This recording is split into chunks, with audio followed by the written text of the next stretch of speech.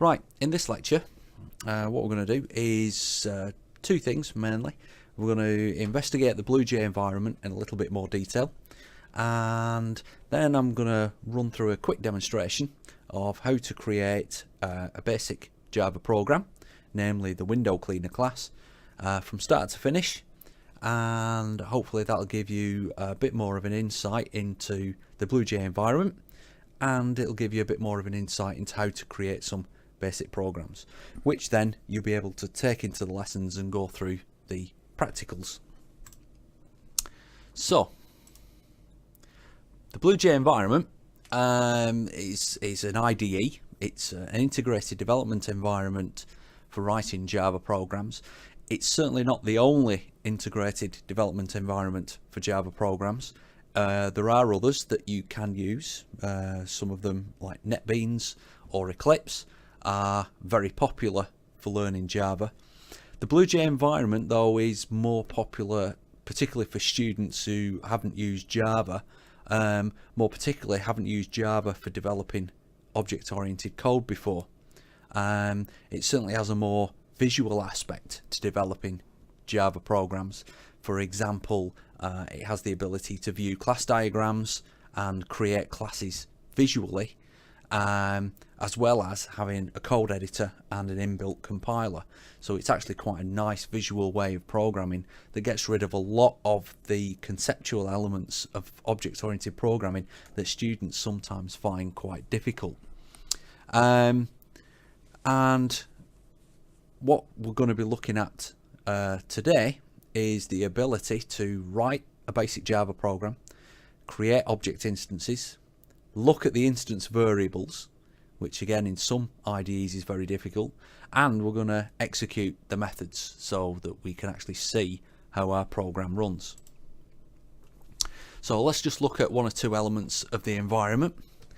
Some of these are pretty straightforward. You see them a lot in Windows programs anyway. So for example, Lec2A has a standard menu bar. It might not, for example, have a file and edit menu, but it certainly is, has project, edit, tool menus, which you can use some of the options from, and we'll come across those as we go through some of the demos in this and future lectures. We've got some buttons on the left hand side. We won't be using all of those. I mean, the main one that we'll be looking at certainly for today will be the compile and almost certainly the new class, but we'll be utilizing some of the arrow connectors in future lectures. The work indicator is a strange one. It's actually an indicator that Lec2A is waiting for some form of interaction from the user.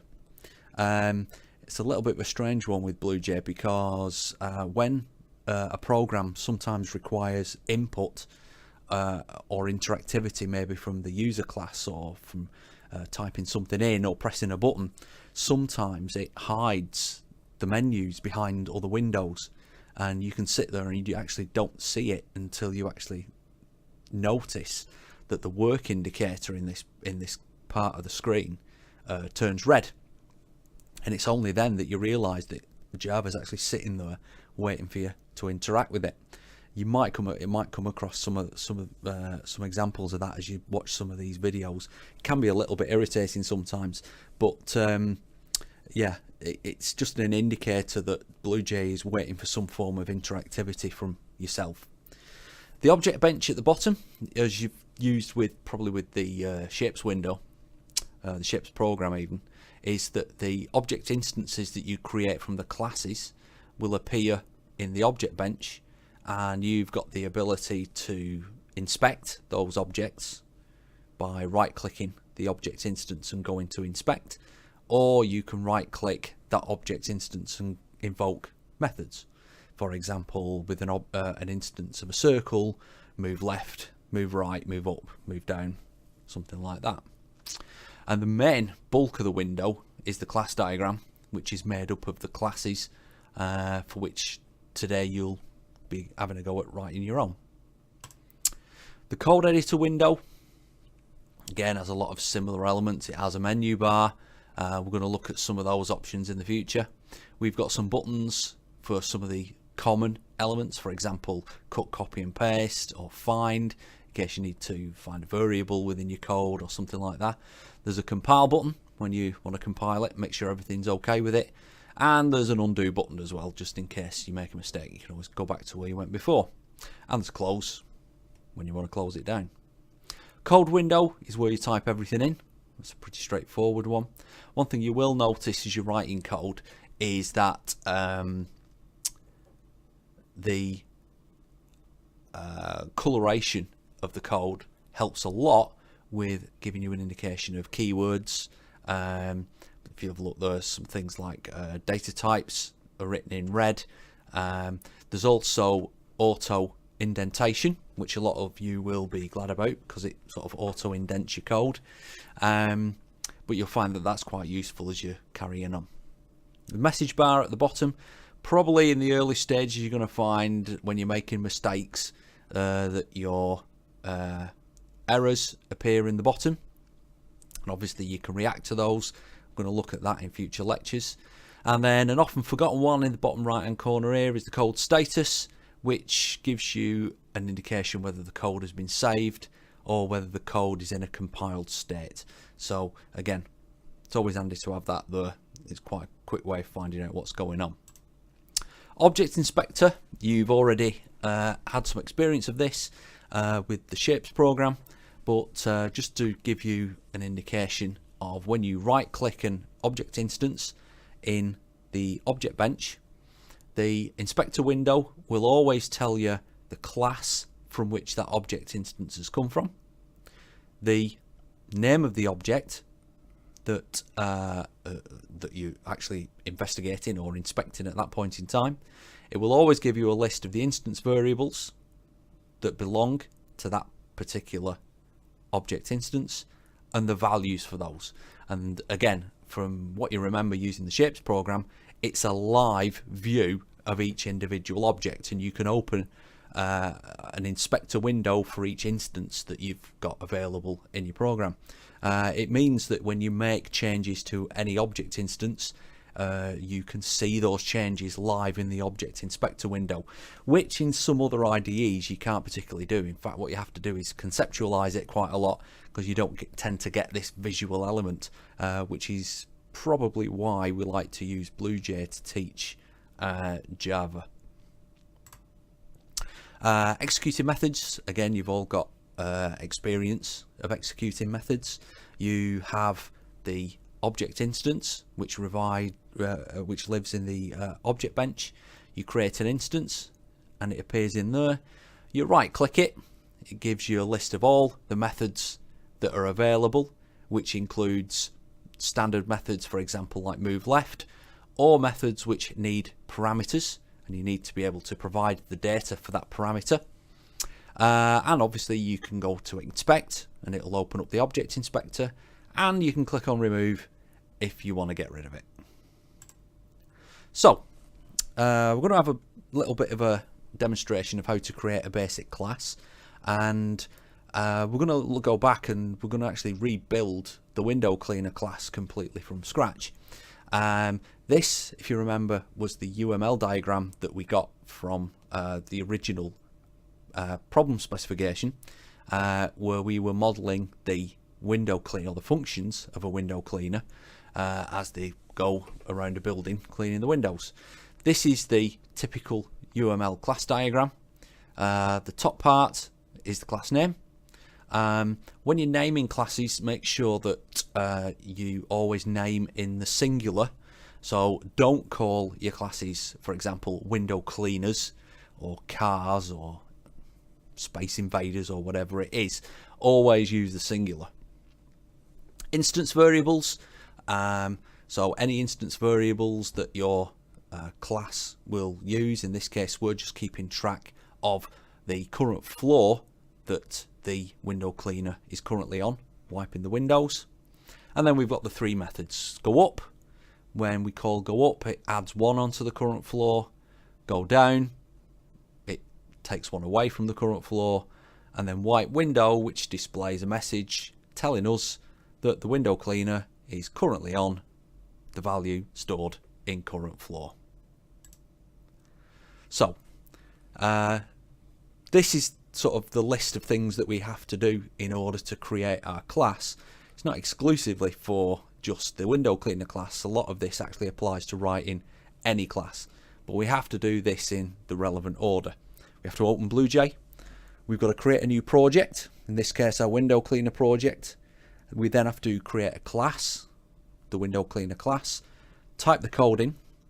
For the output of messages, we need to incorporate functionality from another class. In this case it's called the user class, so I'm going to demonstrate how to include that class in your project. We're going to compile it and make sure it works, and then we will create an instance of that class and then call on the methods from that instance in order to perform actions and clean the windows. And obviously we can use the object inspector to view the status of that object. And that's what we're going to have a quick run through right now. Okay, so what we're going to do is we're just going to very quickly build the window cleaner class.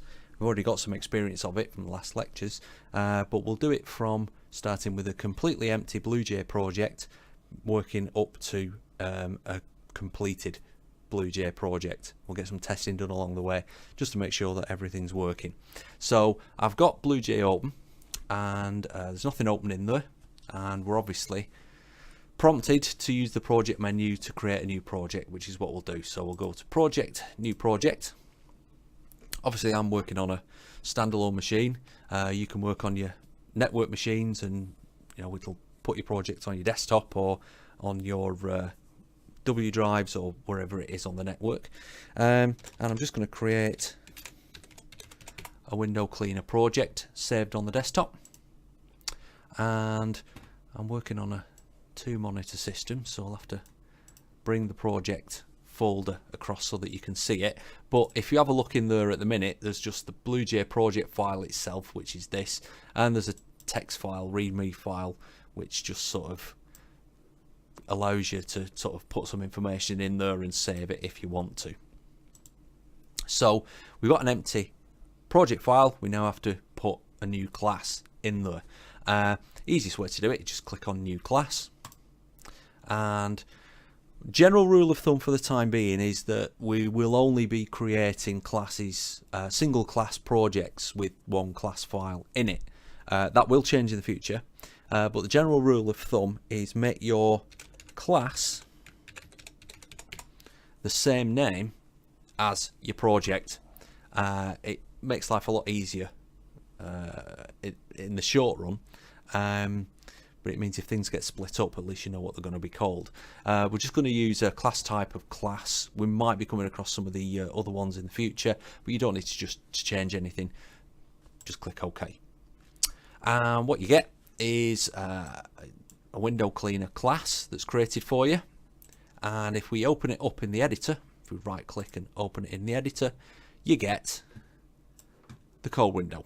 And you'll find that a lot of things have been put in for you, and what we have to do in the first instance is sort of use this template as the start point for the program that we're going to write. Some of it I find really useful, some of it personally I don't, and I get rid of it before I start coding. But we'll go through those bits as we do the demo. In the first instance, you always get comment headers at the top, and they are really useful in that you can just go in there and you can sort of put some overall descriptions in there. So this is a model for a window cleaner function, and you can change, for example, put the author name in and put the version in. So we're dealing with window cleaner 1.0. You might be wondering where the sort of the strange sort of at author at version comes from. There is an inbuilt documentation system to BlueJ which allows you to create HTML based or print based documentation for your software. Can be quite useful. It generates help files as well. We're not going to dwell on that at the minute, but maybe later on you might see that there's you know, a lot of really good use for generating that sort of documentation. Then we get into the class itself. It defines the class header. It gives you the open and close curly brackets. It indents the template elements in there as well, which is always useful because, you know, as most of you know, I'm a big stickler for program layout as well. But it does put comments in to allow you to put the right things in the right places. So what we're going to do is we're just going to make a start building this up. But before we do that, I'm actually going to delete this demo method that they give you because I'm going to write my own. So I'm just going to select it and delete it, and we'll put our own in afterwards. But we're going to start off, we're going to put in our instance variables. Now I don't want X as my first one. Remember, if you look back and look at the UML diagram, we have an integer called m current floor. So we're going to declare that, and then in the next bit we have the constructor.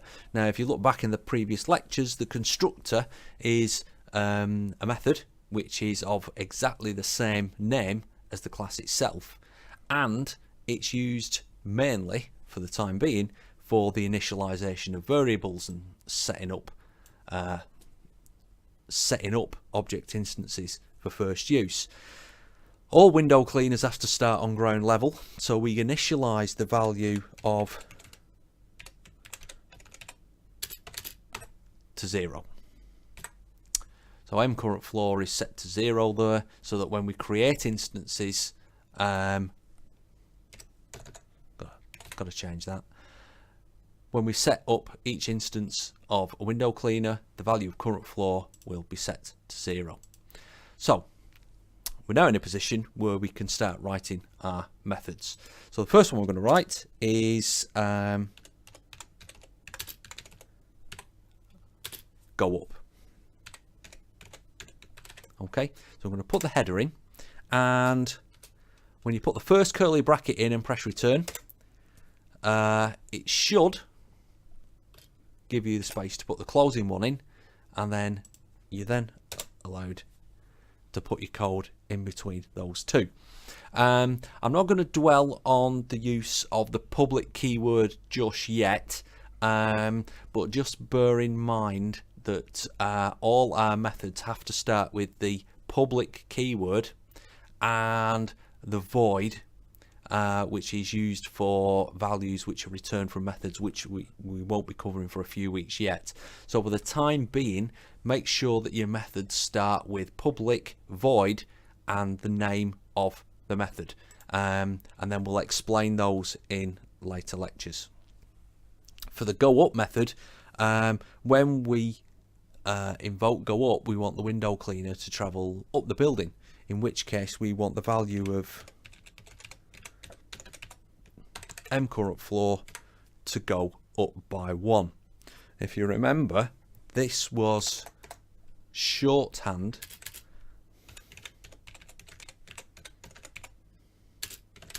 for that. Both are perfectly acceptable. Obviously one takes a little bit longer than the other to type up, but you can use either. I'm going to stick with the one that we've taught in lectures. On the other hand, we've also got the go down method. So again, so public void go down. Again, you have to put the curly brackets in, and it will indent everything for you. Remember, when we call the go down method, it wants us to move our window cleaner instance down the building, in which case we need to take one away from the value of current floor.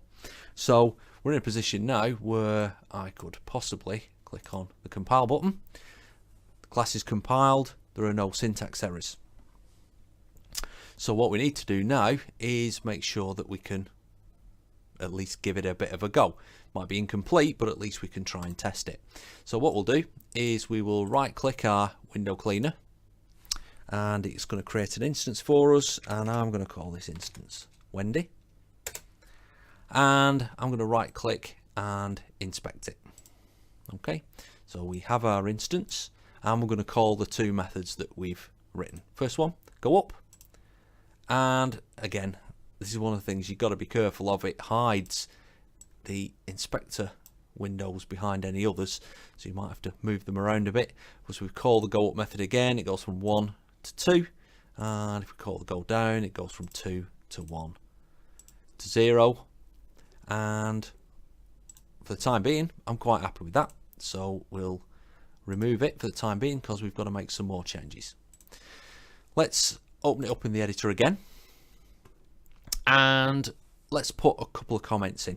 So I'll show you how to put some of the two types of comments in here. First one I'll show you is the inline comment. There's an example of an inline comment there, and there's another one there. So again, comments only tend to be generally used sort of with method headers to give a brief indication of how that method works, or you can use comments in batches of code which are particularly difficult, and if somebody else reads the code, maybe you need to explain how it works. In this case, it's just to allow the window cleaner to move up the building like that. For the go down method, I'm going to do a block comment. Those typical block comments are like this one up here with slash star star slash in the traditional way that a lot of languages use. One thing I do like about the slash star star slash methods is that if you put the slash star in and then press enter, it automatically fills the rest in for you, so you can just concentrate on putting the comment in. So in this one, it'll be allow the window cleaner, and when I press return, it will automatically put a new comment line in to move down the building. So again, quite a useful little one for that one. Okay, so we move on, and we've got the last one that we want to put in, which is white window. Now if you remember from the last lectures, white window was used to display a message to the users indicating the current window that our window cleaner instance is actually cleaning. The only thing we can't do at the minute is we have to call on an extra method from another class in order to bring that functionality into our program. Now the file in question is called user.java. It's already been pre-written, and we're going to refer to user.java quite a lot through this course, but we can bring its functionality into our program, and we can use it for both input and output. We're going to use it quite a lot, like I said, in this course. For the time being, what I'm going to do is I'm going to close the code window down, and I want to bring this method or this group of methods, this Java file, into our project. The way you do that is you say edit, add class from file, and then you browse for the file called user.java. And what it does is it actually brings a visual indicator that something has now been included in the project. At the same time, if you open the window cleaner project, the file, a copy has been put into the project. So what I'm going to do is I'm going to make a copy of user.java available on the VLE, but you can download it and use it as many times as you want. So let's go back into our window cleaner class, open up the editor, and we'll put in our white window class. So again, let's put the bare bones of it in. So we have to say public void white window, not forgetting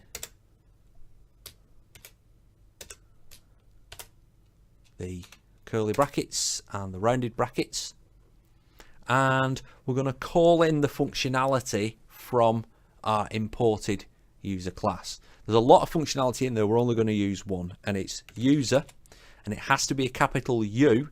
It's very case sensitive. Dot message, and in that user message we're going to add a string which says wiping window on floor.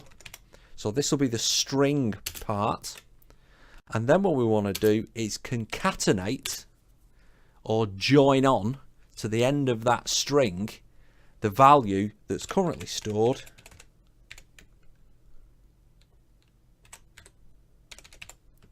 in M current floor with a semicolon at the end.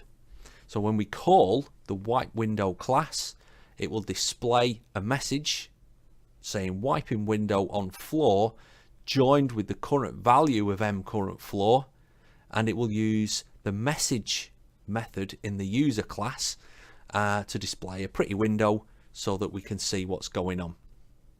To finish things off, I'm going to add an inline comment. Display a message to view the current status of the window cleaner. Spelt right. And I think that's pretty much all. We'll do a quick compile. Hopefully it'll all work. It's compiled. No syntax errors. Doesn't seem to be any issues. So we can close that window down. Now we've compiled it, you can see now that there is a visible link that the window cleaner class relies on some functionality from the user class. So you've got another indication that everything's working okay.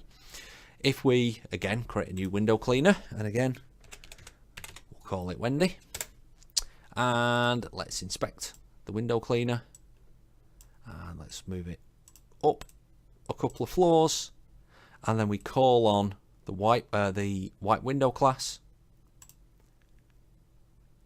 and again I'm on a 2-screen system, but you can see there this is an example of a user message window. You've got an indicator there that we're actually waiting for interaction, slightly different from the PowerPoints because it's a newer version, but again it's waiting for interaction until I click OK, and then everything goes back. And we can still call the other methods, so we can go up again to 3, go down back to 2, back to 1, back to 0. If we close that, and we can remove that instance if we want to, and that's how you create a simple class in BlueJ. So, to summarize everything, we've taken a closer look at BlueJ as the IDE that we're going to be using for learning OOP and writing Java programs. We've seen that it allows us to view class diagrams, so we see our programs in a visual state. It allows us to create classes. We can go into those classes, write the code and compile it. We can go into the class view and we can create object instances from those classes, and from those object instances we can right click them and use the object inspector to view how the state changes when we execute the class methods. We've had a look at building a simple program in the form of the window cleaner class, and probably the most complex thing that you've done so far, which is to bring in a pre-written class from somewhere else, and we've imported it into our project in order to provide additional functionality, and that was the user class. A copy of the user class will be put on the VLE, and I do recommend that you sort of download a copy and keep it quite safe, because you will be using it quite a lot.